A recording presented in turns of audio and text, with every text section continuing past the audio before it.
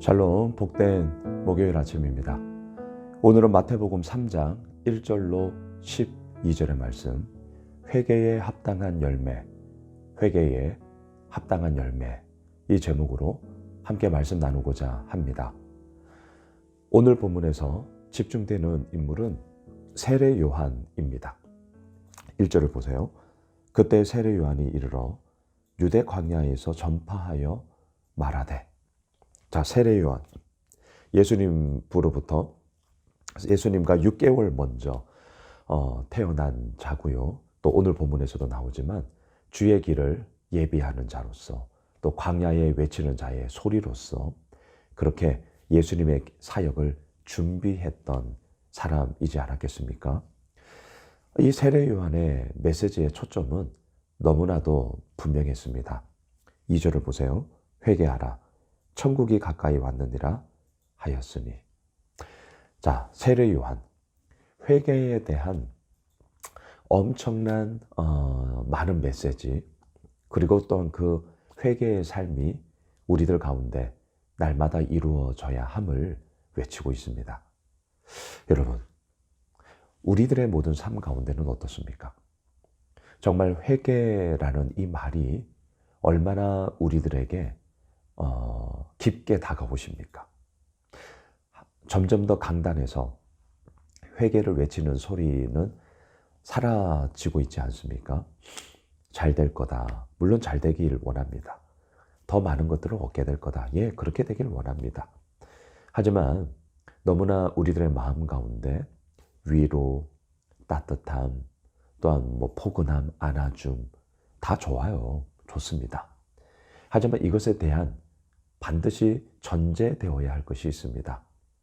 그것은 우리가 하나님의 사람으로서 온전한 모습으로 100%는 아니다 할지라도 그 하나님을 닮아가고자 하는 성화의 과정 속에 이루어지는 그 몸부림의 이야기가 전제되어질 때에 따뜻함, 위로, 받아주심, 이런 것들이 이루어지는 거죠. 썩어 있어요. 그 썩어 있는 것을 어떻게 고스란히 안아줄 수 있겠습니까? 썩은 것은 도려내야 하는 것이죠. 고름은 짜내야 하는 것입니다. 그래야만 그 가운데서 새살이 돋아날 수 있는 것 아니겠습니까?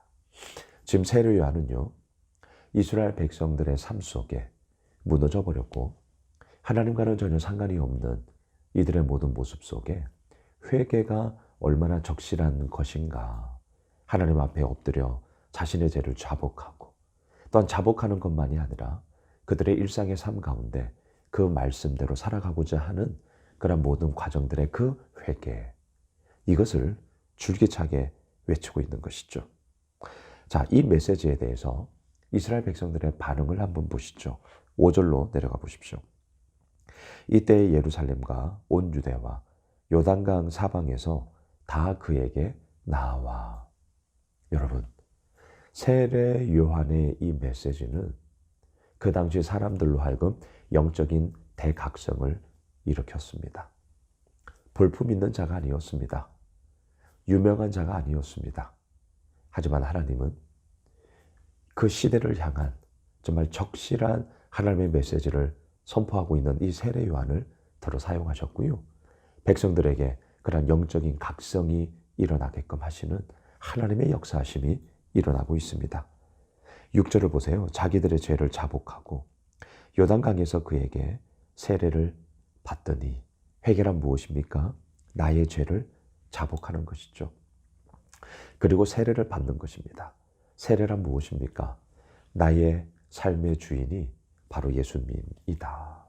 나의 삶을, 나의 모든 것을 다스리는 왕이 하나님이시다. 이것을 고백하는 것이, 그리고 그 고백에 대한 증표로 받는 것이 세례 아니겠습니까? 이게 바로 회개라는 거죠.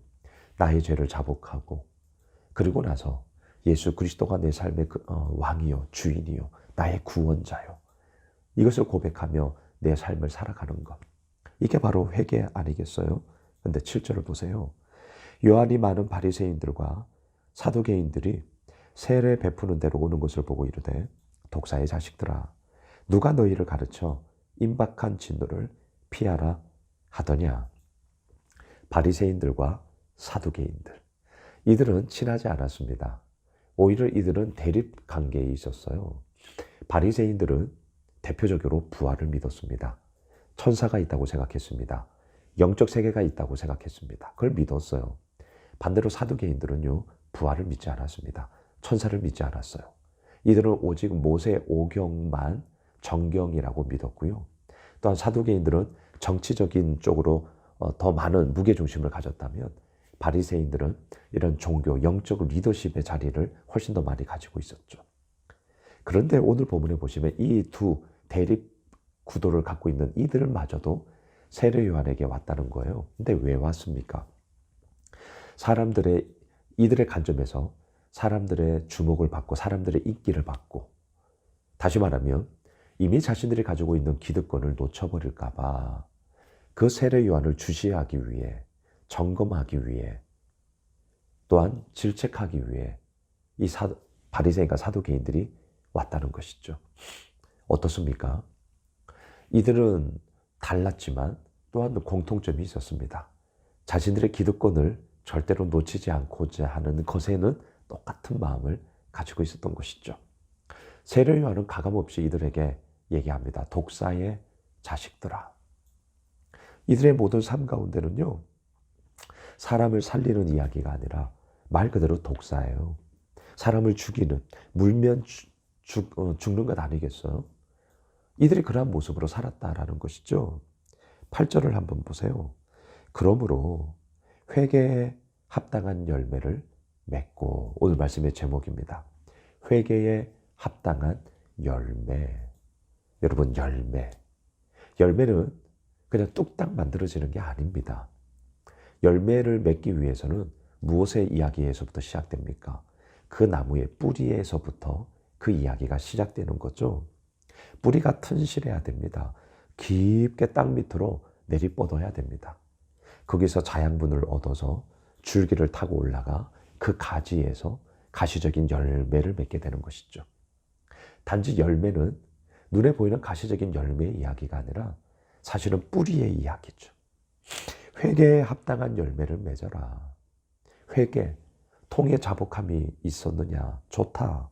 하지만 그 자복함과 함께 깊게 삶의 뿌리를 내리고 그 말씀의 자양분을 받아 내 삶 속에서 이루어지는 그런 주렁주렁 맺게 되는 열매, 합당한 열매의 삶이 또한 너희들 가운데 있어야 할지언데 어찌하여 독사의 자식들로 너희들의 그런 힘과 권력의 유지를 위해서만 그렇게 살아가고 있니?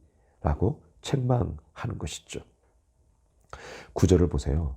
속으로 아브라함이 우리 조상이라고 생각하지 말라.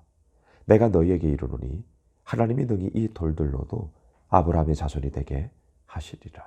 그렇습니다. 하나님이 못하실 게 뭐가 있겠어요. 우리가 이제 내일 본문에서 광야에서 40일 금식 기도할 때 사탄으로부터 시험 당하시는 예수님의 모습을 보게 됩니다.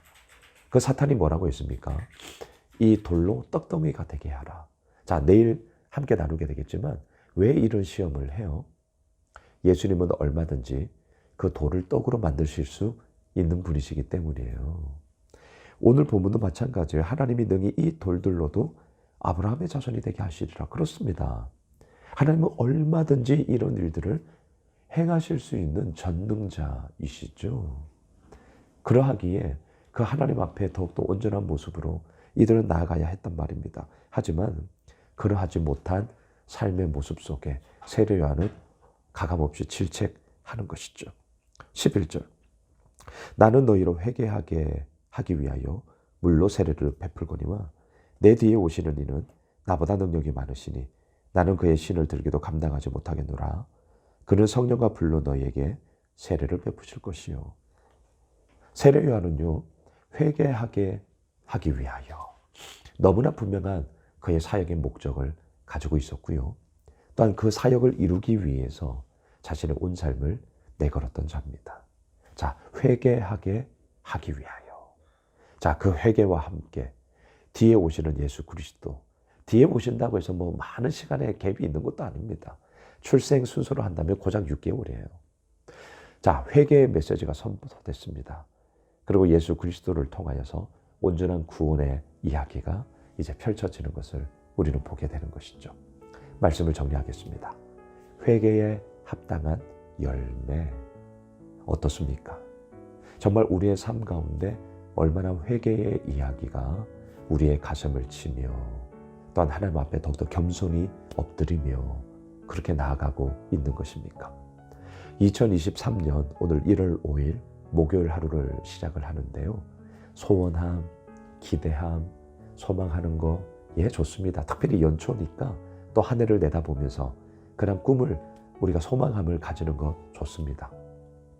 하지만 그거와 아울러서 오늘 본문처럼 회개라는 이 말도 우리의 가슴 속에 더욱더 깊게 새겨졌으면 좋겠습니다. 더욱더 진실되이 그리고 하나님 앞에 우리가 온전한 모습으로 나아갈 때에 그렇게 주님께서 또한 이루어 가시는 합당한 열매의 이야기가 우리들 삶 가운데 주렁주렁 맺혀지는 그런 귀한 복된 삶이 되시길 주님의 이름으로 축복합니다. 기도하겠습니다. 하나님, 그렇습니다. 회개, 영적인 대각성, 그리고 또 그에 합당한 열매의 이야기. 올 2023년 한 해가 그런 복된 한 해로 주님 앞에 서길 원하고요. 또한 주님께서 그렇게 우리 모두를 빚어 가주시옵소서. 예수님의 이름으로 기도드리옵나이다. 아멘. 오늘 말씀 붙잡고 우리 가지고 있는 기도 제목 가지고 계속해서 함께 기도하겠습니다.